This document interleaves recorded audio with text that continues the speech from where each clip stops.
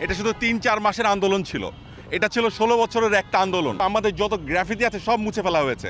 সেদিনই মনে হচ্ছিল কিছু একটা করা দরকার। আমাদের কাছে একদম মনে হয়নি এটা ভুলবশত হয়েছে। গত ১৬ বছর ধরে আমরা দেখে আসতেছি শুধু ভুল করে করে অনেক বড় বড় ভুল হয়ে যায়। আমরা চেষ্টা করবো এবার শুধরাইতে। তাদের রাজনৈতিকভাবে যে পারপাসে তারা সার্ভ করতে চান সেই সার্ভটা হবে না। আল্লাহর ওয়াস্তে এবার থামেন, অনেক হয়েছে। এই আন্দোলনটা আসলে অনেক কঠিন আন্দোলন ছিল।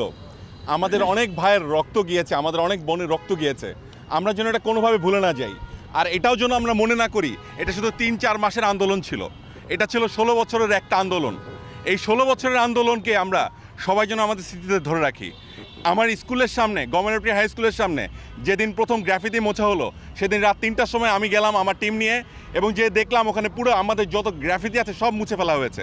সেদিনই মনে হচ্ছিল কিছু একটা করা দরকার, এবং সেই জায়গা থেকে ইনকলাব মঞ্চ এগিয়ে এসছে। এই জন্য অসংখ্য ধন্যবাদ।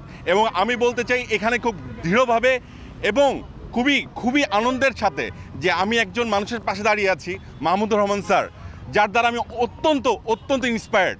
স্যার আজকে এখানে আছেন, আমি চাই উনি অনেক বেশি বলুন এবং আমাদের জেনারেশনকে উনি অনুপ্রাণিত করুন। একদম সাদা করে দেওয়া হলো। ওরা কিন্তু অনেক কষ্ট করে, অনেক আবেগ থেকে, অনেক ভালোবাসার জায়গা থেকে এঁকেছিল। এবং এরপরে জিজ্ঞাসা করা হলো স্কুল অথরিটিকে যেটা কেন করা হলো, বললো ভুলবশত হয়েছে।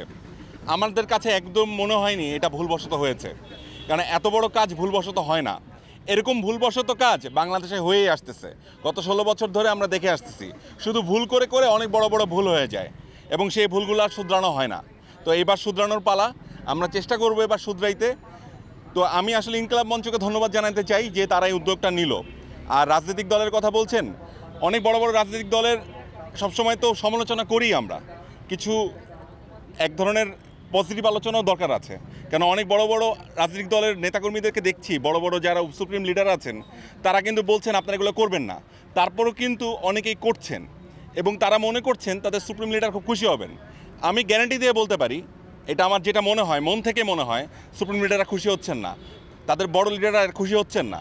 তাদের রাজনৈতিকভাবে যে পারপাসে তারা সার্ভ করতে চান সেই সার্ভটা হবে না। আপনারা আপনাদের বড় লিডারদের কথাগুলো শুনুন, যারা আপনাদেরকে চালান তাদের কথাগুলো আগে শুনেন, এগুলো কইরেন না।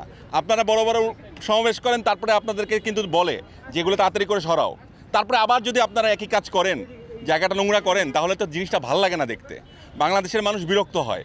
এই ১৬ বছর ধরে আমরা এগুলোই দেখে আসতেছি। আল্লাহর ওয়াস্তে এবার থামেন, অনেক হয়েছে। আমরা এগুলো দেখতে চাই না। আমরা গ্রাফিতি দেখতে চাই, আমরা বিপ্লবের চেতনা দেখতে চাই। এবং সবচেয়ে বড় জিনিসটার কথা, চেতনা শব্দটা বললে একসাথে অন্যরকম হয়ে যায়, তো আসলে কি বলবো। যাই হোক, শব্দটা সুন্দর, কিন্তু সেটাকেও অসুন্দর বানানো হয়েছে গত ১৬ বছরে। আমি আমার এক্সাম্পল দিয়ে বলতে পারি, যেদিন আমি লাইভ করলাম আমার স্কুলের সামনে থেকে, দেয়ালের এখান থেকে হাজার হাজার মানুষ, লাখ লাখ মানুষ, এবং আমার লাইভে হাসনাতও এসেছিল।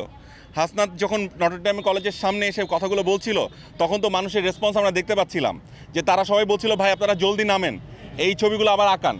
তো আমার কাছে খুব ভালো লাগছে, সেই ছোটো ভাই বোনেরা আজকে আঁকছে এবং সেই প্ল্যাটফর্মটা করে দিল আজকে ইনকলাব মঞ্চ। এবং আমি বিশ্বাস করি বাংলাদেশের যত বড় বড় রাজনৈতিক দল আছে, আপনারাও দয়া করে এর থেকে বড় বড় কর্মসূচি গ্রহণ করেন, আপনারা পপুলার হবেন, আপনাদের ভোট বাড়বে, আপনাদের ভালোবাসা বাড়বে। বিশ্বাস রাখেন, আপনাদেরকে মানুষ মন ভরে ভালোবাসা, দোয়া সবই করবে।